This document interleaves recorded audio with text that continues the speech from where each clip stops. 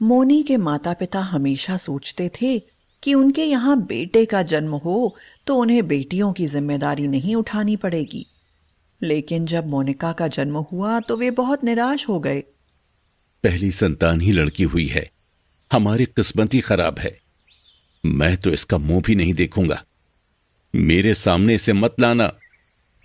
भगवान ही हमसे रूठे हुए हैं, नहीं तो पहले बेटा ही दे देते। मेरी सहेली नीता और मोहिनी के यहाँ तो पहले पहले बेटे का ही जन्म हुआ था। वे कितनी भाग्यशाली हैं।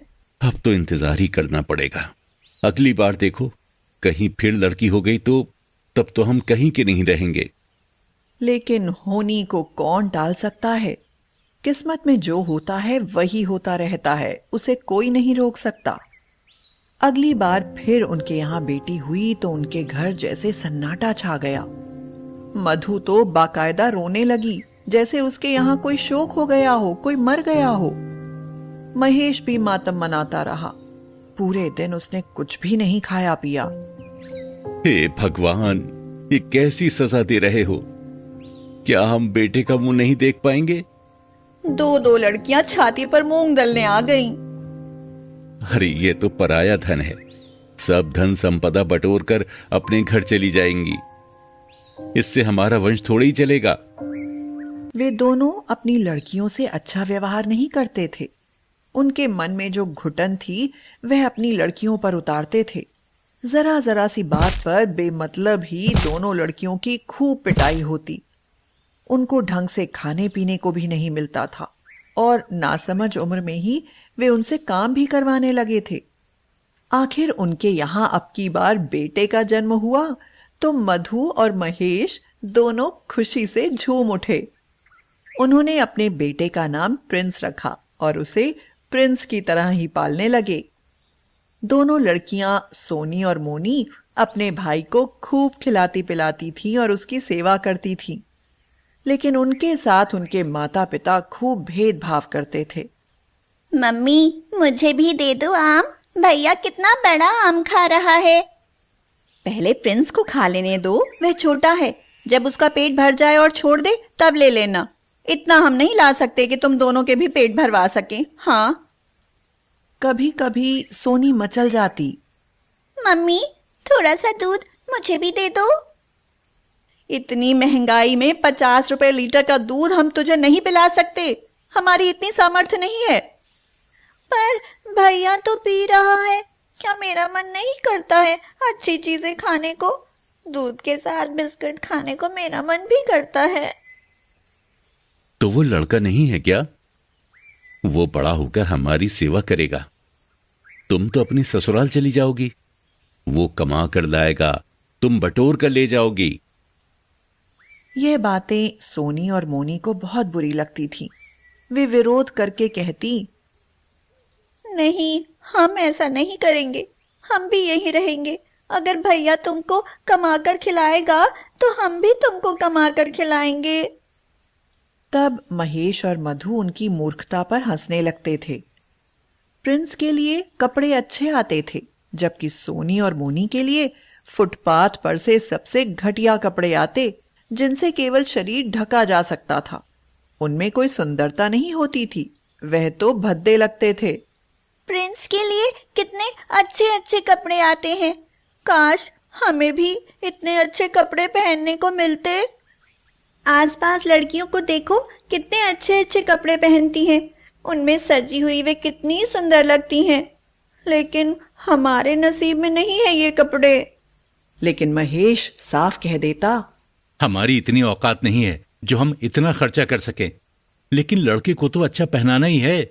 अरे वो लड़का है, बाहर अच्छे स्कूल में जाता है, तो उसकी इंसल्ट नहीं होगी क्या?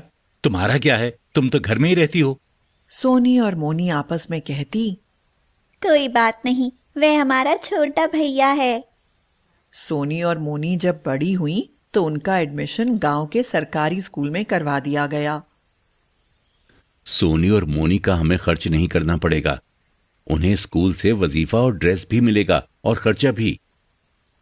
हाँ, और इतना सारा खर्च बचेगा तो प्रिंस को इंग्लिश मीडियम में पढ़ाएंगे। हाँ, अच्छी पढ़ाई होगी तो जीवन में वह कुछ बन सकेगा।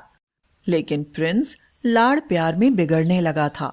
उसे ढेर सारे रुपए मिलते थे, पर वह उन सबको चटोरेपन में उड़ा देता था। थोड़े दिनों के बाद प्रिंस की जरूरतें बढ़ती चली गईं। पापा, 20,000 रुपए चाहिए। क्यों? मैं टूर पर जाऊंगा और कुछ सामान भी लेना है। पर बेटा, इतनी जल्दी जल्दी रुपए कहां से लाऊं? प्रिंस महेश पर अकड़ने लगा था। वह ऐंठते हुए बोला, देने तो पड़ेंगे ही। आखिरकार महेश को रुपए देने ही पड़े। उसके पास तो थे नहीं, तो वह अपने दोस्त से उधार मांग कर लाया। लेकिन महेश को प्रिंस के व्यवहार पर बहुत दुख हुआ। मधु, देखो प्रिंस पर कितने रुपए खर्च हो रहे हैं, लेकिन उतना अच्छा रिजल्ट नहीं आ रहा। जबकि मोनी और सोनी स्कॉलरशिप से पढ़ाई कर रही हैं और साथ ही साथ घर का भी काम करती हैं। तो क्या हुआ, वे लड़कियां हैं, उन्हें तो करना ही पड़ेगा। अब लड़के घर का काम थोड़ी ना करेंगे। एक बार प्रिंस ने महेश से 50,000 रुपए की मांग की, जो महेश ने नहीं दिए उसे प्रिंस की आदतों पर शक होने लगा था। इस बात से प्रिंस अपने पापा से नाराज हो गया और वह हॉस्टल में रहने के लिए चला गया। उसने महेश और मधु से बात करनी भी बंद कर दी। प्रिंस की पढ़ाई पूरी हो गई और वह इंजीनियर बन गया, और उसे अपने साथ इंजीनियरिंग करने वाली एक लड़की रिया से प्यार हो गया। रिया अपने माता पिता की इकलौती संतान थी। पहले से ही बता देती हूँ कि डैडी को घर जमाई चाहिए। तुम्हारे माँ बाप को भी शादी में शामिल नहीं होने दिया जाएगा। उन्हें बताओगे तो वे हमारी शादी ही नहीं होने देंगे। और खबरदार, जो हमारे यहाँ उन्हें लाकर रखा, मैं ये बवाल नहीं पालूंगी। हाँ। प्रिंस ने रिया से शादी कर ली और अपने ससुराल में ही रहने लगा। अब मधु और महेश बिना बेटे के रह गए। पिताजी, मेरा सिलेक्शन हो गया बैंक मैनेजर की पोस्ट के लिए। अरे वाह, ये तुमने कब फॉर्म भरा था?